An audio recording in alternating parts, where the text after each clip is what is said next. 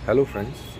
आज मैं बात करने वाला हूँ गुप्ता डायनेस्टी के पतन के बाद में एक इम्पॉर्टेंट डायनेस्टी जिसका नाम था पुष्यभूति डायनेस्टी, उसके बारे में। क्यों ये इम्पॉर्टेंट है, इसको इस तरीके से आप समझ सकते हैं कि इतिहास में कला के क्षेत्र में, आर्ट एंड कल्चर के क्षेत्र में किसी को गोल्डन पीरियड कहा जाता है तो वो था गुप्ता डायनेस्टी।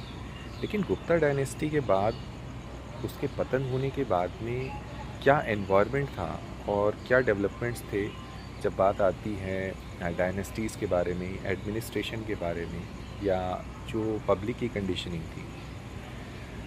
पुष्यभूति डायनेस्टी इसलिए भी इम्पॉर्टेंट है वही बिकॉज इसके पतन के बाद में आपके पाल, प्रतिहार और राष्ट्रकूट वंशों का उदय हुआ। सो बेसिकली एक वेरी इम्पॉर्टेंट राजवंश के अंत के बाद में इसका उदय हुआ, और इसके अंत के बाद में तीन वेरी इम्पॉर्टेंट जो सब डायनेस्टी या डायनेस्टीज आप कह सकते हो, उनका उदय हुआ।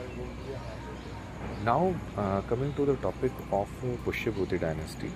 पुष्यभूति डायनेस्टी में जो दो मेन किरदार थे जिनके बारे में हमें पढ़ना बहुत ज़रूरी होता है, एक था प्रभाकर वर्धन और दूसरा था हर्षवर्धन।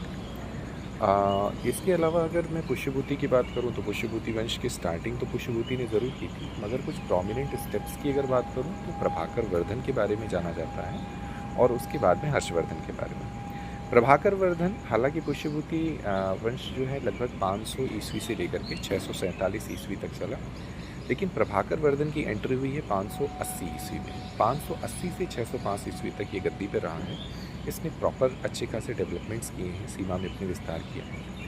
इसके बाद इसने अपने बड़े बेटे राज्यवर्धन सेकंड को बिठाया गद्दी पे, लेकिन बैठने के 1 साल के भीतर ही उसकी हत्या कर दी थी बंगाल के एक शासक शशांक ने, जो कि गौड़ वंश का शासक था।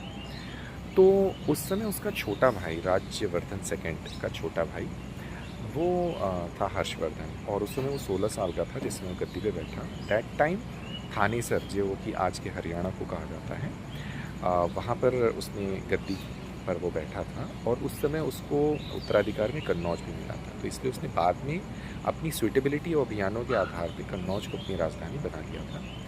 हर्षवर्धन ने बाद में काफ़ी कुछ कॉन्कर किया, बंगाल तक गया, और कैसा कहते हैं कि आसाम तक उसने शासन किया था अगर नॉर्थ ईस्ट की बात करें।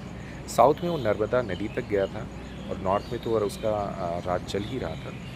नर्मदा को पार नहीं कर पाया था, चालुक्य का शासक था पुलकेशियन सेकंड, जिसके साथ वॉर हुई थी, वो वॉर की हार गया था। इसके बारे में बाकी भी चर्चा करेंगे हम नेक्स्ट वीडियो में।